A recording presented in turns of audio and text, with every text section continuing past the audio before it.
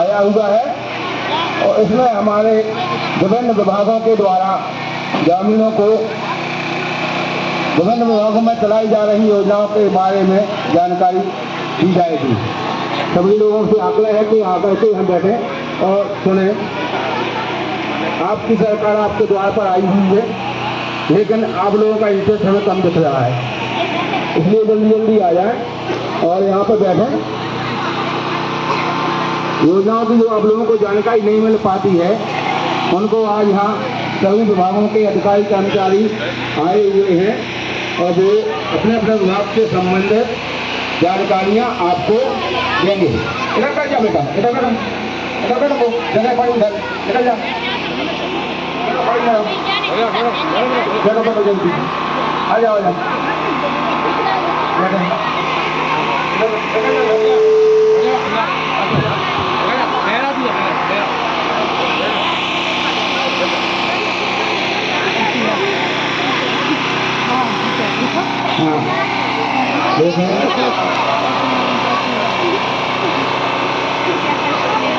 मेरे साथ बोले, बोले किसान भगवान की जय, किसान भगवान की जय, मतंगर को महाराज की जय।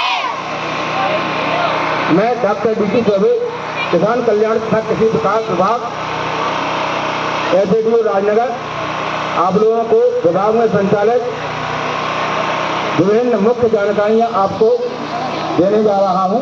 कृपया शांति से सुने और समझें। हमारे विभाग के द्वारा वर्तमान में अभी किसानों की जो मूलभूत आवश्यकता है, खाद के बारे में यूरिया और DAP के ऊपर आश्रित है किसान हमारे सरकार ने भारत सरकार के द्वारा नैनो तकनीकी का उपयोग करते हुए नैनो यूरिया और नैनो DAP का प्रचार किया जा रहा है। वर्तमान में इसकी कीमत भी बहुत कम है और जहां हम एक बोरी यूरिया की उपयोग करते हैं उसमें हमें 270 रुपया मार्केट में खर्च करना पड़ता है और उस पर सरकार का 2236 रुपया खर्च होता है, जिसमें 1970 रुपया सरकार अनुदान के रूप में कंपनी को देती है और 266 रुपया 50 पैसा किसान से लेती है। इस प्रकार से 2236 की जगह पे अब नैनो यूरिया, ये देखकर सामने आ रही एक बोतल दिखाई देंगे,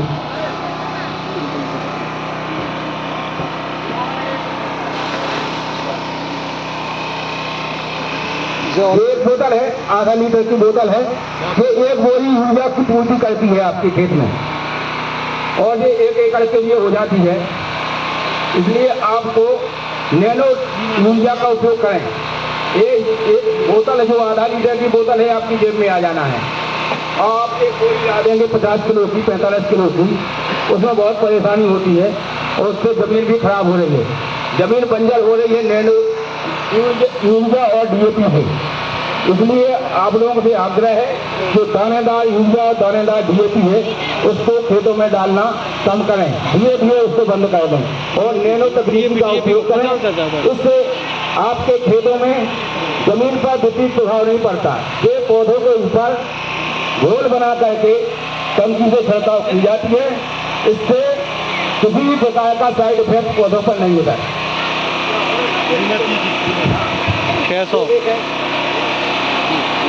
ये नैनो DAP है। ये नैनो DAP आपको 1 क्विंटल गेहूं में इसको बीजोपचार करना है, बीज में मो देना है और जब इसको आप बीज में मो देंगे तो पूरे खेत में DAP छिड़कने की आपको आवश्यकता नहीं है और 1 एकड़ के खाद है, ये 1 एकड़ के लिए DAP है।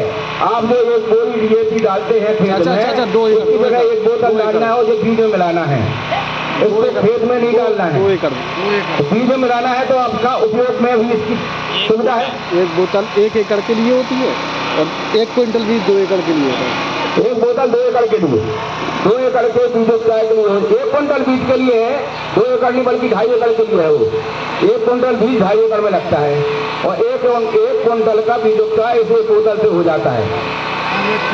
तो इसके लिए हमें जो हम 2 बोरी और 2.5 बोरी 3 बोरी यूरिया डालते हैं अपने खेत में 2.5 एकड़ में, उसमें ये 1 बोरी 1 बोतल DAP की बीज में मिला लें और बीज में जब बीज छाया में सुखा लें उसको फिर बो दें, है ना। तो जो बीज में मिल जाएगी, बीज उसको सूख जाएगा और फिर आपके खेत में जो DAP का उपयोग खेत में डालने से होता है वही लाभ ये बोतल आपको देती है। इसलिए आप लोगों से आग्रह है कि हम नैनो तकनीकी का उपयोग करें, वैज्ञानिक पद्धतियों का उपयोग करके हम अपने फसल का उत्पादन बढ़ा सकते हैं। जब तक हम वैज्ञानिक तकनीकी का उपयोग नहीं करेंगे तब तक हमें जो वांछित लाभ है, जिसके लिए हम मेहनत करते हैं, लागत लगाते हैं, वो हमें नहीं मिल पाता है। फिर हमारा किसान बोलता है कि साहब हमें उत्पादन कम मिला, क्योंकि लगातार DAP के उपयोग से हमारी जमीन बंजर होने की तरफ जा रही है, क्योंकि उसमें जो ऑर्गेनिक कार्बन होता है, जैव कार्बन, उसकी कमी आ गई है। गोबर का खाद हम डालते नहीं हैं, इसलिए ये सब कमी आ रही। जब तक हमारे खेत में जैविक कार्बन की मात्रा नहीं बढ़ेगी तब तक उत्पादन नहीं बढ़ाया जा सकता है। इसलिए यदि हमें उत्पादन बढ़ाना है तो हमें अपने खेतों में जैविक कार्बन की पूर्ति करना होगी। इसके लिए हमें गाय का पालना बहुत जरूरी है। पहले के किसान हमारे जो पूर्वज थे गायों का पालन पोषण करते थे, इसलिए कि वो खेती के लिए उपयोगी थी। हमारी जो देसी गाय है उससे जो गोबर निकलता है, उससे जो मूत्र निकलता है और उसका दूध, हमारे लिए दूध, गाय का दूध अमृत है। गाय का दूध में आपने देखा होगा पीलापन रहता है, जबकि भैंस का दूध सफेद रहता है। ऐसा क्यों? उसमें एक कैरोटीन नामक तत्व पाया जाता है जिससे उसका पीलापन होता है। और जो गाय की जो कांदोल होती है, सूरज की रोशनी से उसमें ऐसा तत्व पैदा होता है जिससे गाय के दूध में सोने की मात्रा बढ़ जाती है। पहले के राजा महाराजा हैं, सोने की मुहर से सब्जी में छौंका लगवाते थे ताकि उनका शरीर में सोने की पूर्ति हो जाए।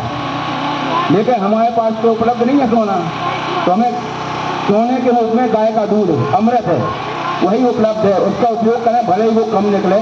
देसी गाय, जर्सी गाय नहीं, जर्सी गाय का दूध जहरीला होता है, इसलिए देसी गाय का उपयोग करें और अपने बच्चों को गाय का ही दूध पिलाएं, भैंस का नहीं। भैंस के दूध से भैंस जैसी बुद्धि हो जाएगी। बच्चों पीते हैं आप लोग दूध? आपसे कहना मम्मी पापा से कि गाय पालो, तो गाय का दूध पिएंगे। गाय के दूध से बुद्धि बढ़ती है और भैंस के दूध से बादी बढ़ती है, बुद्धि नहीं बढ़ती, है ना, आलस आता है। आपने देखा होगा जब गाय को लगाने के लिए उसका बछड़ा छोड़ा जाता है तो भले ही आपके पास 20 गाय बनी हुई एक लाइन में, वो जाके अपनी माँ के पास पहुंचेगा, पहचानता है कि हमारी माँ कौन है। और आप भैंस के पड़ुआ पड़िया का छोड़ो तो बीस के जाए पहला और 20 से लाते घलवाएगा, लास्ट में पहुंचे अपनी बताई लो। ये है बुद्धि, गाय के दूध की बुद्धि, गाय की बुद्धि। गाय में 36 करोड़ देवी देवताओं का वास ऐसा माना गया है। लेकिन बात हो या ना हो, लेकिन उसमें इतने गुण होते हैं कि यदि आप गाय के ऊपर रोज हाथ फेरें तो बीमारियां अपनी अपने आप सही हो जाती हैं। इसलिए गाय हमारे लिए वरदान है, लेकिन आज की स्थिति में गाय ही सबसे दयनीय है, क्योंकि रोड से डंडा मारो और रोड से भगा दो, दूध लगा लो डंडा मारो और रोड से भगा दो, तो क्यों नहीं करना भैया? गाय का पालो, गाय का बांधो, गाय की सेवा करो। गाय की सेवा से ही उत्थान होना है। यदि भैंस में ज़्यादा फायदा होता, ज़्यादा उसमें तत्व होते, ज़्यादा उसमें वैज्ञानिकता होती तो कैसे भगवान भैंसें पालते ना कि गाय? कैसे भगवान ने गाय काहे पाली? गौ पालन करो, नहीं भैंस पालन नहीं करो। अब भी तो भैंस पाल सका तो नहीं हुई कर रहे थे, लेकिन गाय ज़्यादा उपयोगी है।